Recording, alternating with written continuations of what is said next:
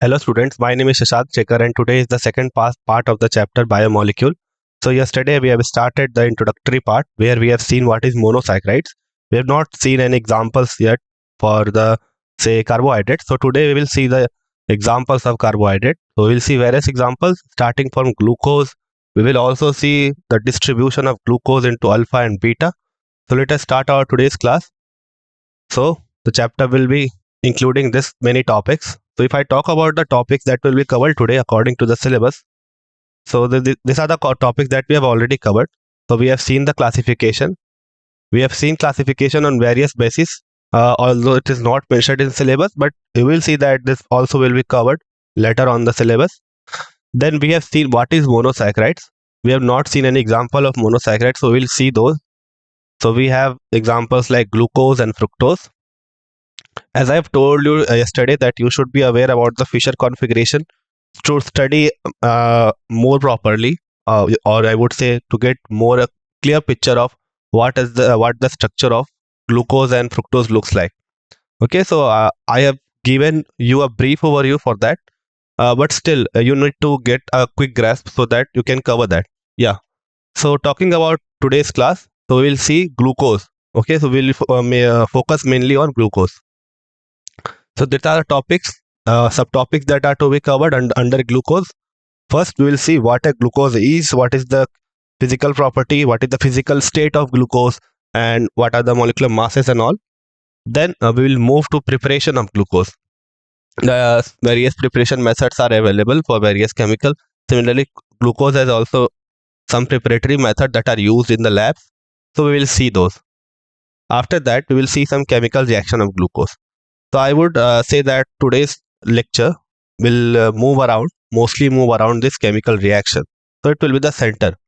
Okay. So let us start with what is glucose. So first of all, we have seen the classification of our carbohydrates on two bases. The first basis, I'm talking only about two bases. Today, I'm not discussing about the third one, that is the basis of hydrolysis. I'm talking about the two bases. The first basis was the position of the carbonyl center.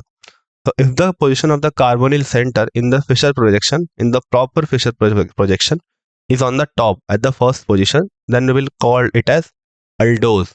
Else, if it is on the second position, we will call it as ketose. This was the first classification. The second classification was on the basis of the number of carbon atoms. So if it is containing one carbon atom, we have monos, then we have dios, trios. So mostly the examples are from trios, tetros and hexos, pentos and hexos. We do not have any such examples from monos or dios. There is no such terminology also. Clear? So talking about those, so we have say trios, we have tetros, we have pentos, then we have hexos.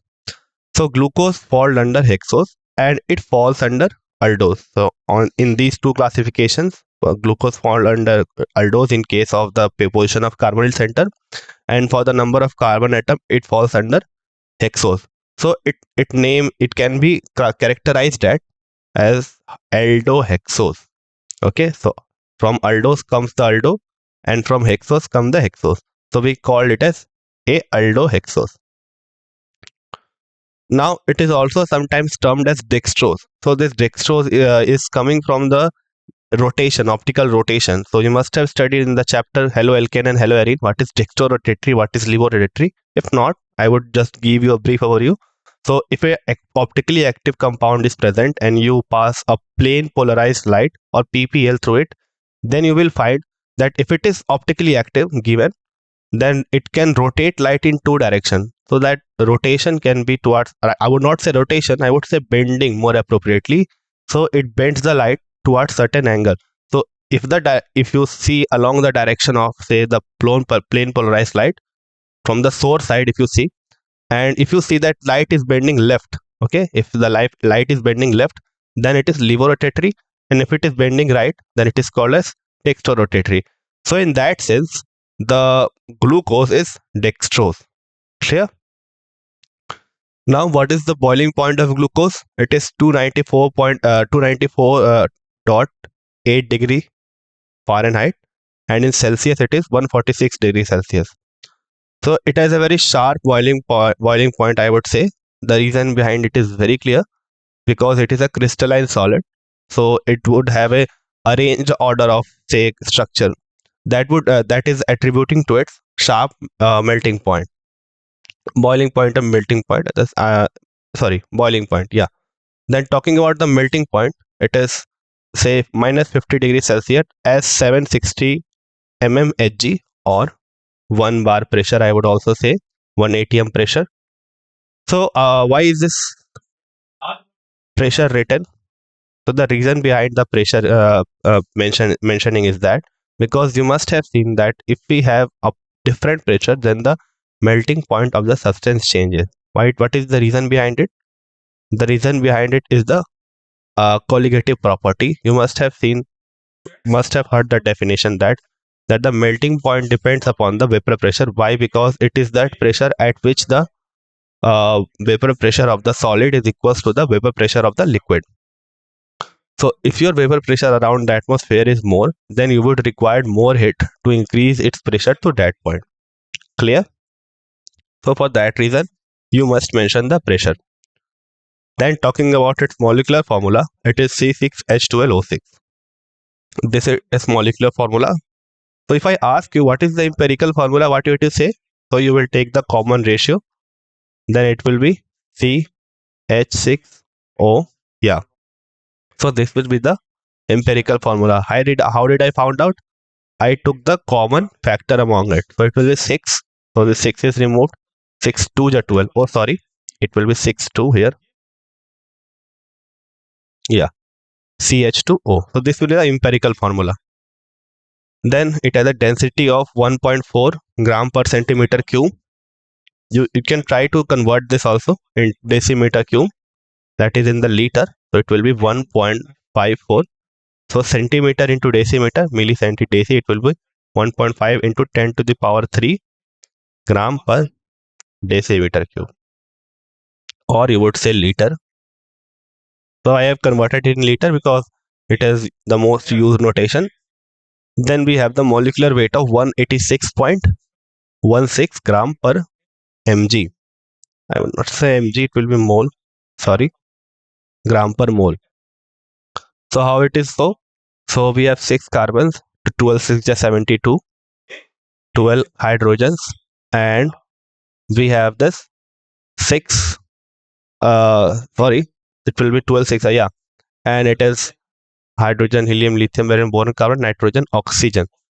So carbon, nitrogen, oxygen. So it will be 6 7 8 16, yeah. So 18 6, yeah, 48 616 14 108.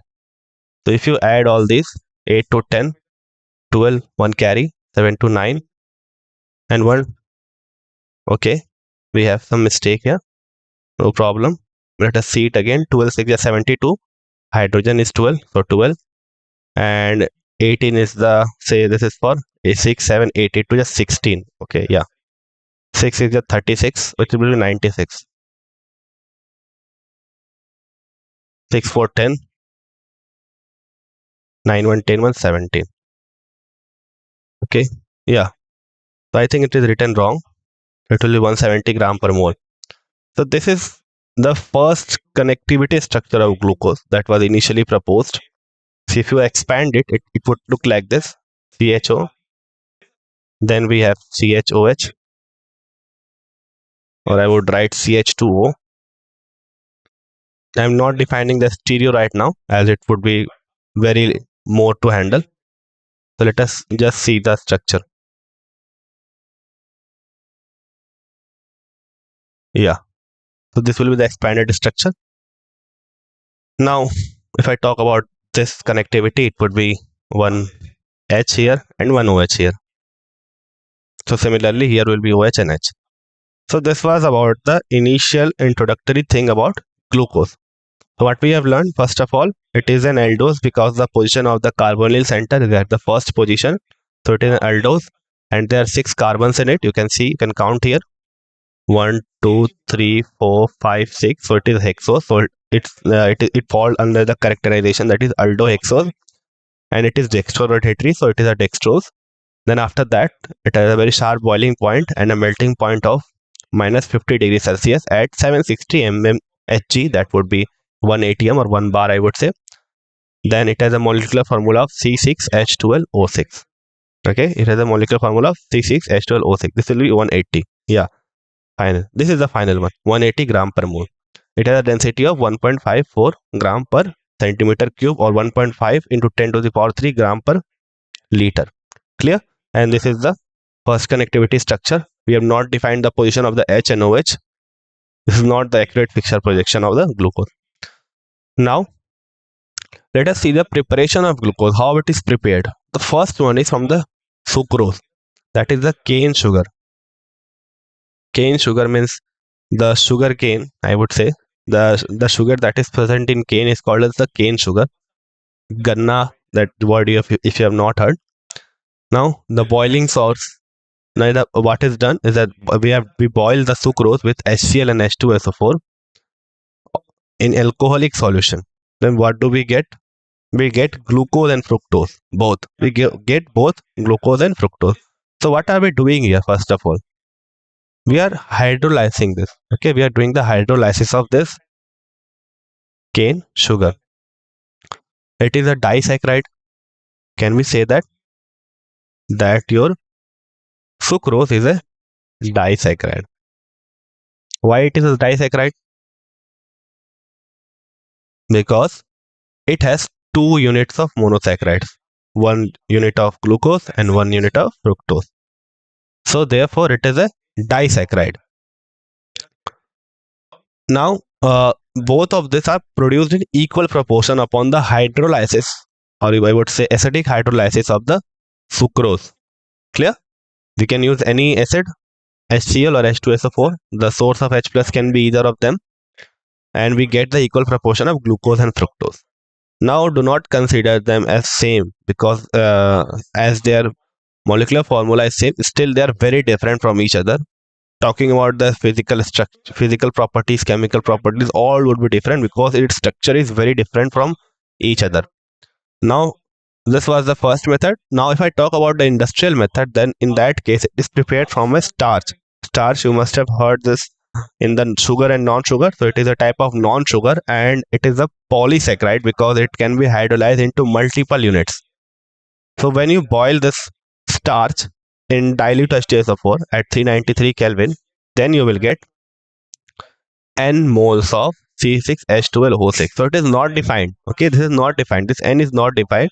It can be of any length depending upon the say where it is being available, from where it is being taken. That would define the length of this n. Clear?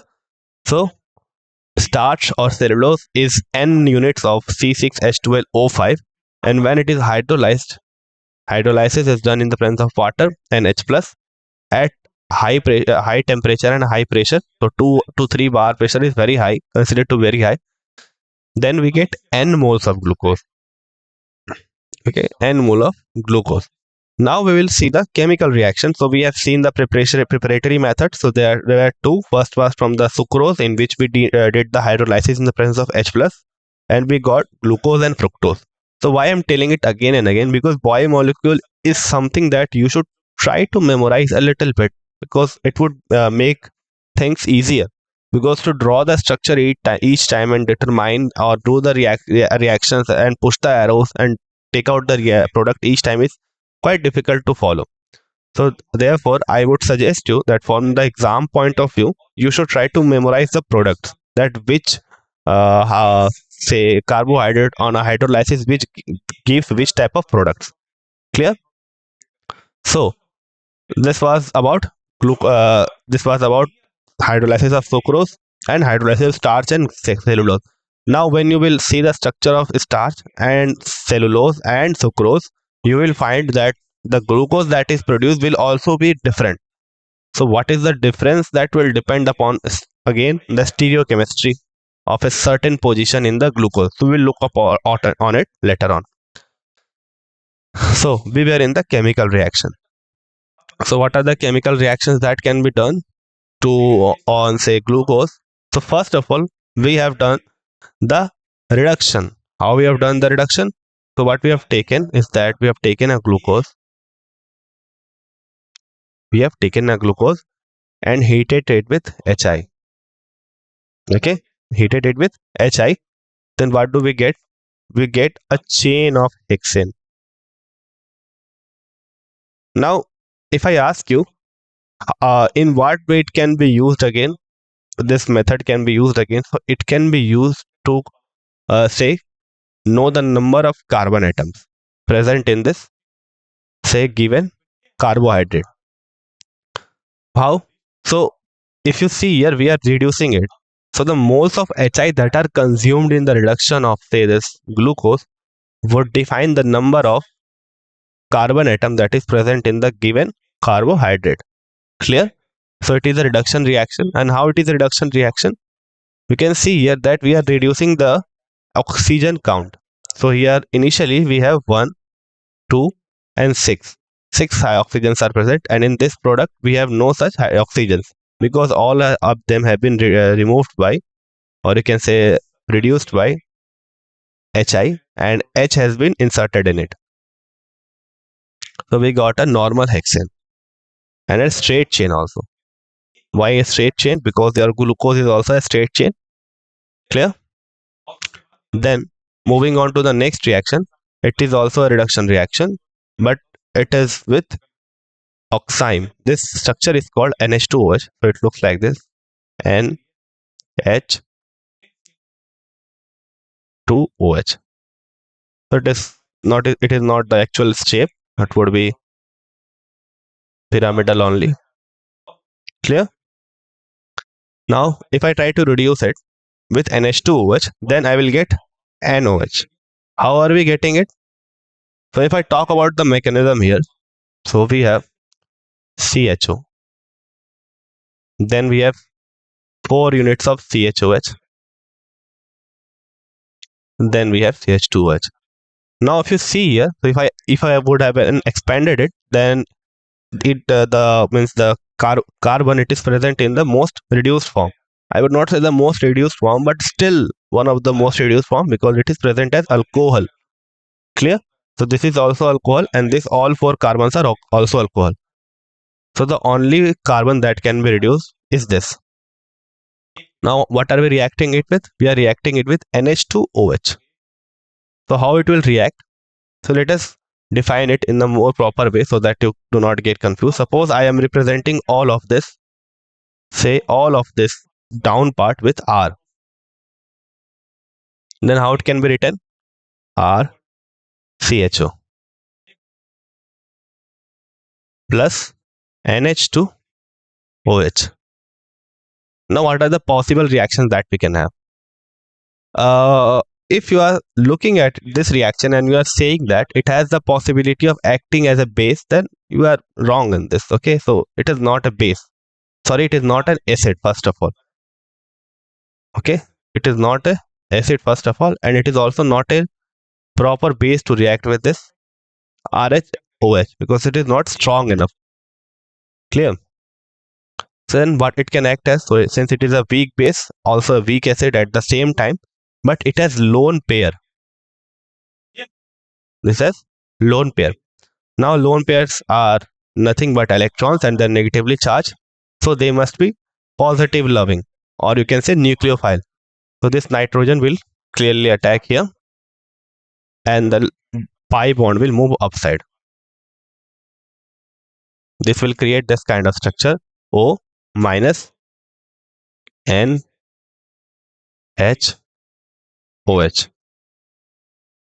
and here H. Now we will have a positive charge on this. Now since the electrically neutral molecule are more stable, so this H will just be transferred from here to here, interproton transfer, and will create OH NHOH. Now this structure that is available here is not that much stable because carbon double bond oxygen is often preferred upon this kind of structure. So what will happen? What will happen? So in this case, we have our H here, and we have also released our H2O. What will happen? This H will be transferred here. There again will be an inter proton transfer from here to here,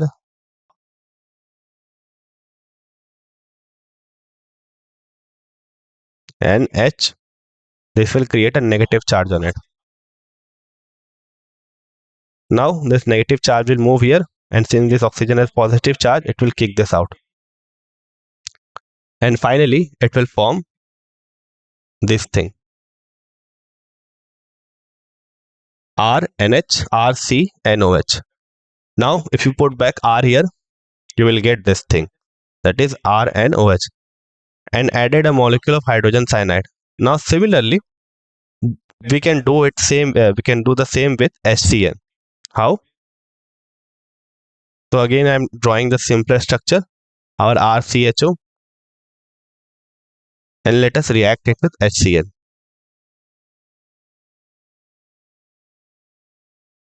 Now this H plus, it is an acid. It will give the proton here, and the Cn minus that will be available will attack here. This will have a positive charge because of the removal of electron, and now the pi electrons will move on this oxygen to neutralize the positive charge. This will create ROH, Cn, and H. So this will be the formed product, or we can write it in this way also, CH, CnOH. So what they have done, they have written this in this way, nothing new, and R is in the down. So this is the R. So what type of reactions are we doing here? What is the reaction? In which category does this reaction fall? Like this falls in oxidation. This falls under nucleophilic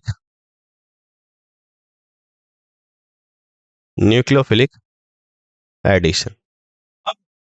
Now if I ask you what further reactions, sorry for writing it in the bad way, means you must have understood is nucleophilic addition. Now if I ask you that what can be done further with this product, so we have a cyanide here, we have a cyanide group here. So if we hydrolyze it in the acidic condition, then this cyanide will be converted into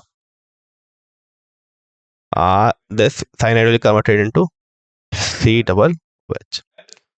So this is a possible reaction that you can think of. Then I would suggest you that you must be eager about the further product that can be formed, or you must try these things. Okay, clear? Now what is the next reaction? Next reaction is oxidation. So we have seen reduction, we have seen nucleophilic substitution. You must remember the reagents for the reduction. What we have done it with Hi, that is hydrogen iodide, and what did we get? We get a normal hexane chain. Then further what we have done nucleophilic addition, both with oxime and our cyanide. Now we will see oxidation. What we will see? We will see oxidation. What were the products earlier?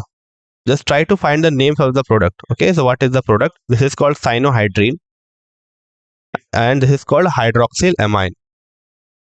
Why it is called hydroxylamine? So we have hydroxy group here with the amine, so it is called as hydroxylamine, and this is cyanohydrine. So this, if you have studied the nucleophilic addition in aldehyde, ketone, and carboxylic acid, then you must have confronted this type of intermediate.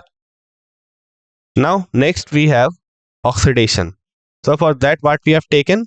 We have taken bromine water. What we have taken? We have taken bromine water, and upon treatment of aldehyde with bromine water, this aldehyde gets converted into our carboxylic acid.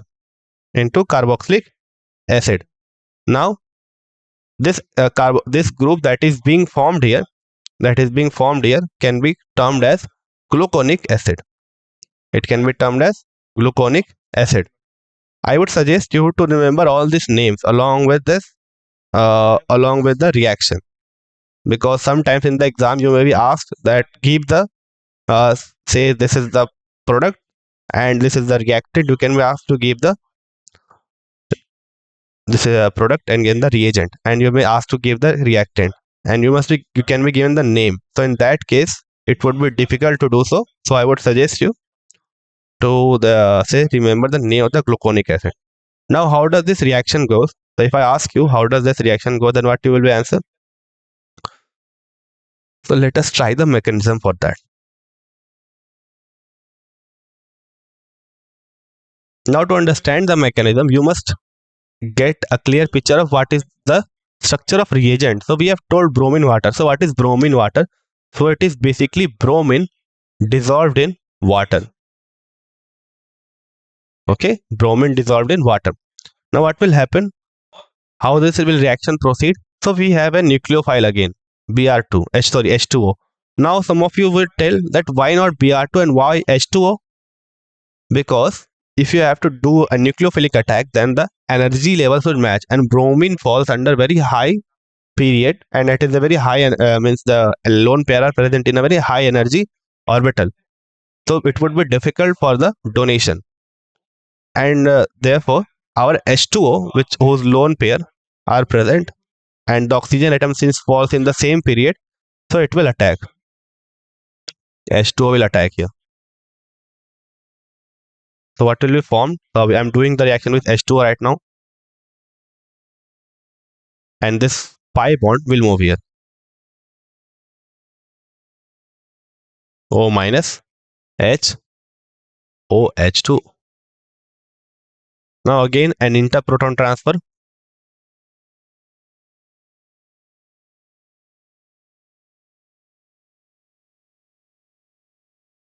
Now what will happen? We have ROH. I am not mentioning now this H here because it is understood. Now we have O as a lone pair, and we have Br2. Now this will attack here. Now what will happen? Now you would say that yes, sir, you have said that the energy level should match. See, the difficulty comes when your donating species is having the electron in the higher orbit, and your accepting species is having electron in the lower orbit or lower energy orbit. But if your donating species, that is oxygen, is present in the lower and your accepting is present in the higher, then things get easier. Okay, things get easier, not difficult. In turn, they get easier. So what will happen? This will attack here. So you would say that the nucleophile should have lower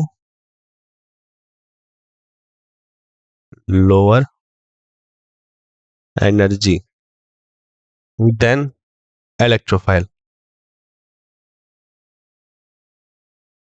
If you want to know the answer of this, why is it so? So you must know what is HOMO and LOMO. So let us keep it for a different talk.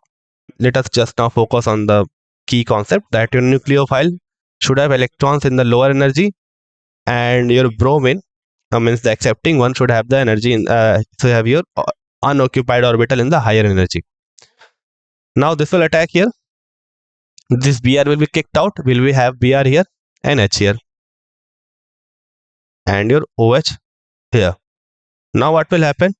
We have our H here already, as I have told you. So this H will move here,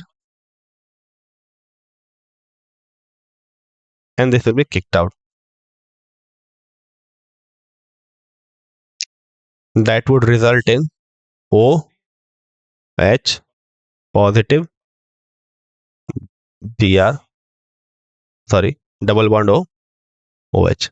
Now it will be deprotonated, and we will get a carboxylic acid. So this is the mechanism that we will follow. So what has taken place? What steps have taken place here? First, the water has done a nucleophilic addition and we got a diol on the same substitute carbon. Although it is not stable, but as soon as it is formed, it attacks the bromine, and next in the next step our bromine leaves with the release of HBr. Okay. Now at last we have a protonated carboxylic acid that is being deprotonated, which gives us carboxylic acid. That will, and the species that will be formed is called as gluconic acid. Now what is the next reaction? Next reaction is a reaction with acetic anhydride. So what has happened in this reaction?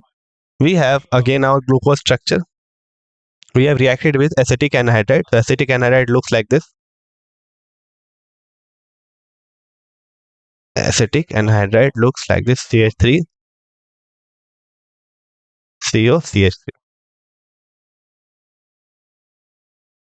This is the structure of acetic anhydride. So when you react your glucose with acetic anhydride, you will see that each of the OH group has been replaced by this acetic groups. Okay, CH3CO. Now how would have this reaction gone? Now let us consider only one unit. What are we doing? We are just taking one unit. So our alcohol is getting converted into this structure. And what are we treating it with?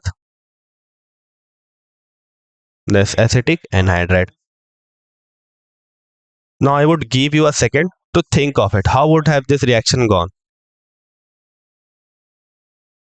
If you have guessed this nucleophilic substitution, then good. If not, then also good. You will still see, making mistakes is very good. So you cannot remember the things which you know more clearly than the things in which you have make mistake. So if you make mistakes, you will remember it for a longer time.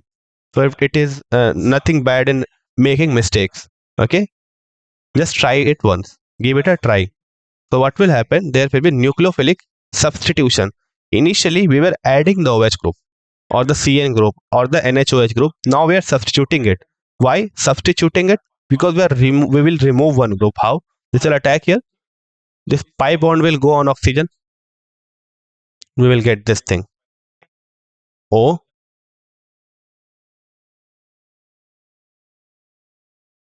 here, and we have O minus here. We have CH3. We have O and again CH3. Now this lone pair will come back, and this is a very good leaving group. Okay, this is a very good leaving group. This group is a good leaving group because the negative charge on oxygen is being stabilized on both of this oxygen.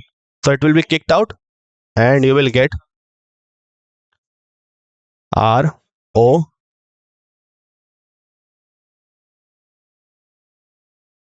CH3O.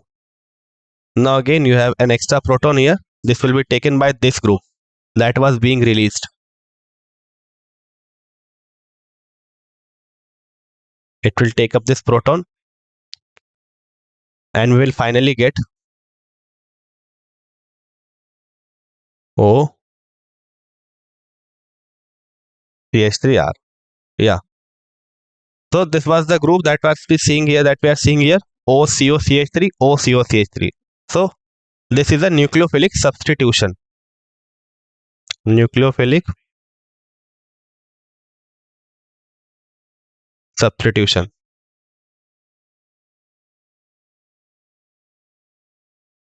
In which we have substituted our say CO ones of the COCH3 group, this group with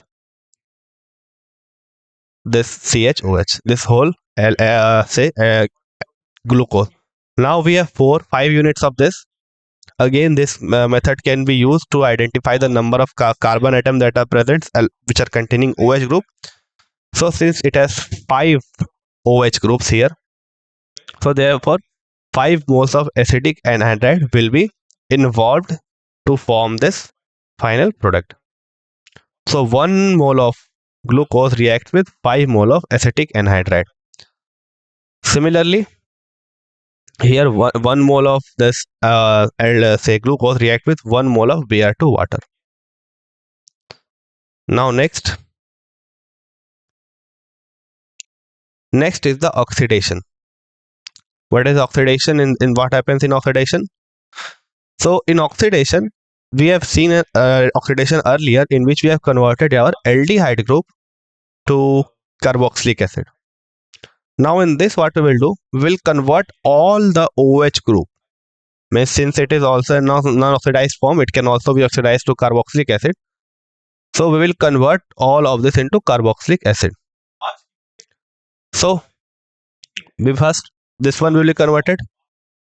And now if I ask you that we can convert all of this carbon into carboxylic acid or not, so that would be wrong. Why? Because for that you have to break the bond between carbon and carbon. So if I expand the structure in this way, CHO, CHOH, here CHOH, again CHOH,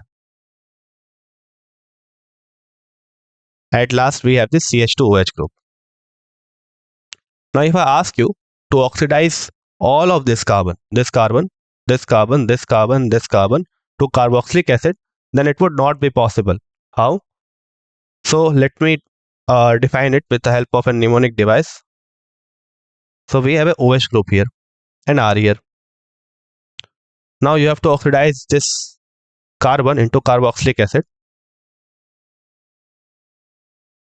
You have put this O, double bond O and OH. Now you can see that the valency of this carbon has been satisfied by the carboxylic group only. Now where you will put this R? This R dash. Means you have to break this bond. Okay, you have to break this bond. So we will not move to the harsh conditions. It can be done. It can be done with the help of harsh condition and strong oxidizing agent. But we will stick to this method only right now, where we will oxidize the, say, our primary alcohol and our aldehyde only. So primary alcohol and aldehyde can be easily oxidized to carboxylic acid. So I will give you a second to think of some oxidation reagent which will oxidize this, say, alcohol directly into carboxylic acid. So you have many oxidizing agent. Just think of one which is strong enough to oxidize this. If you have guessed this John's reagent, then it is true. You can also have KMnO4. This both can be used. So it is basically K2Cr2O7 dot 7H2O. It is a very strong oxidizing agent which can convert our primary alcohol directly into carboxylic acid. Although some steps are involved in it, first it will be converted into aldehyde and then quickly it will be converted into carboxylic acid. Clear? So this is the way we can do it. So if you just treat this carboxylic acid with, say, John's reagent, then this whole thing will be converted into saccharic acid. Now again a new name. So we have seen the one of those oxidized form, the second oxidized form in which both of the carbon are been oxidized, the upper one and the down one, terminal one. Then it is called saccharic acid. Either you can convert, or you can also convert our gluconic acid to saccharic acid. Here also you can do the same treatment with the Jones reagent. You can convert it into saccharic acid. Clear? Now this were the chemical reaction. So if I ask you what are the chemical reactions we have seen till now, so first we have seen our reduction in which we have used a HI and heated it, and then we got our normal hexane. Then we have seen nucleophilic addition in which we have added cyanohydrine CN group and we have added oxime. Next we have seen oxidation in which we have oxidized our, say, CHO group to COOH. We have not oxidized this group and the group that was formed was termed as gluconic acid. Then we have seen nucleophilic substitution in which we have substituted our acetic anhydride OCOCH3 with our, say, glucose. Clear? Now this is the last reaction. Sorry, this is the spatial arrangement. Sorry for this mistake. This is Fischer projection. Let me write it properly. This is Fischer projection of glucose. So this defines the spatial arrangement of OH group around the carbon atom in the given glucose. Now if I ask you how does gluconic acid look like? So this is gluconic acid. This is saccharic acid. And this is our glucose. During oxidation, what happens? Only this group is being disturbed and been converted into this group, but the spatial arrangement of any other carbon atom has not been even changed. You can see all of these are in the same position. Okay. Now why I am saying this? See, in defining a molecule, we have seen up till class 10. I would say class 10 only. We have only focused on the structure. That what is the connectivity? How is this carbon or this atom connected to the other atom? But as you move to higher classes, and for JEE, I would say for CBSE also, you should also be aware about the spatial arrangement. That how these connected molecules are oriented in the space, in the given 3D space. Whether this goes here or that goes there. So that is a very important point to look upon, because the reactivity of a given molecule is not only dependent upon the composition or the structural connectivity, but also on the spatial arrangement, because certain molecules require certain spatial arrangement to react. So if I give you an example, for that, so let me give an example. Yeah, that would be E2 elimination. So E2 elimination, if you have studied, so E2 elimination requires anti-periplanar structure. Anti-periplanar structure. Now, what is the meaning of anti-periplanar structure? So this is the structure of this. CH3. Okay, CH3.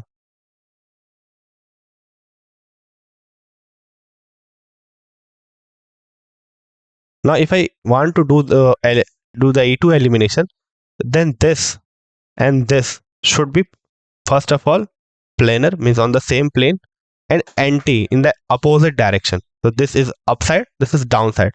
Then and then only the reaction will take place, or the E2 elimination will take place. So you can see how important is the spatial arrangement for the reaction to take place. This will give us elimination reaction. Now coming back to our topic, so we have seen, so if we oxidize this thing with the help of oxidizing agent, the stereochemistry of the remaining carbon will not be disturbed. Only the stereochemistry of this carbon will be disturbed.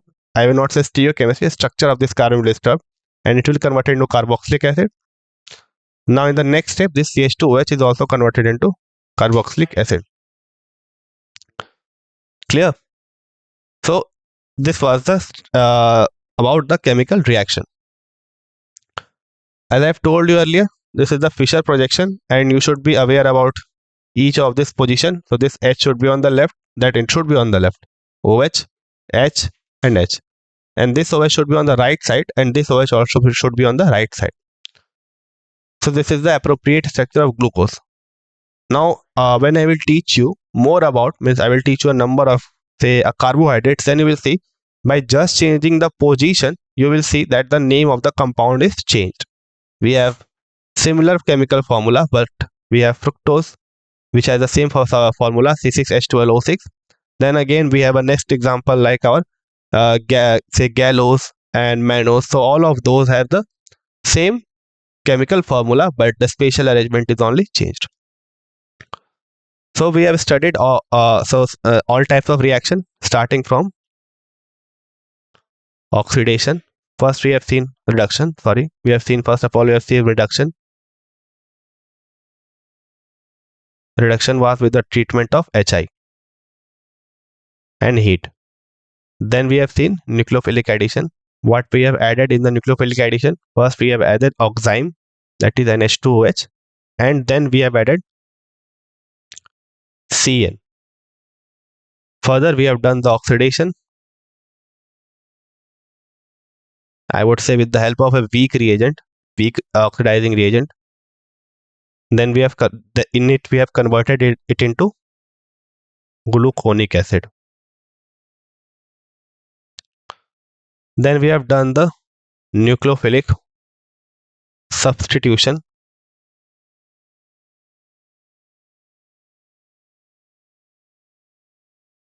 in which we have converted our say OH group into acetic group, CH3CO. So we have treated it with acetic anhydride, and in it we have done the nucleophilic substitution. At last we have again oxidation, but this time under harsh conditions, that has given us saccharic acid.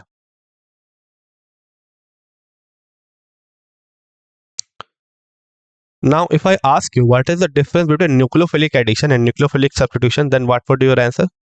So addition means you are adding something, you are not replacing any group. But substitution means you are adding plus removing one group. So how does it look like? So suppose you have a carbonyl center and your nucleophile is A. Okay, your nucleophile or the attacking species is A. So if you do the nucleophilic, say addition, I'm denoting it with Na, nucleophilic addition, then what will happen? This A group will be simply added here. Suppose this is say R dash. A group will be added and this R dash will remain here only. It will not be removed. Now, if I do the nucleophilic substitution, means you are substituting it. So if you have not heard this term substitution, no problem. So while you have attended class, you must have heard that substituted teacher or our teacher has come in substitution. So that same terminology is present here. Okay. So what will happen in this reaction? So suppose our A comes and attack and remove this R dash. So this R dash leaves. So in this case, what has happened? This A has replaced this R dash. So this was for today's class. We have seen various reactions starting from reduction oxidation to nucleophilic substitution, and we have seen what a glucose is, what is its structure, what are the physical attributes of the glucose. Now in the next class, we will start with the various types of glucose. So we have not still defined the structure of glucose very appropriately, because that is not the actual structure of glucose. It is actually present in cyclic form, and they are present in both form, but the equilibrium is more shifted toward the cyclic form. And how it's that cyclic form formed? So it is just a simple rearrangement, I would say, to give the cyclic form, and again it will have some structure attribution, so that we will see in the next lecture. So again, I would suggest you that you should be ready with this Fisher projection, because in that class also, in that lecture also, we will be using that Fisher projection. Thank you.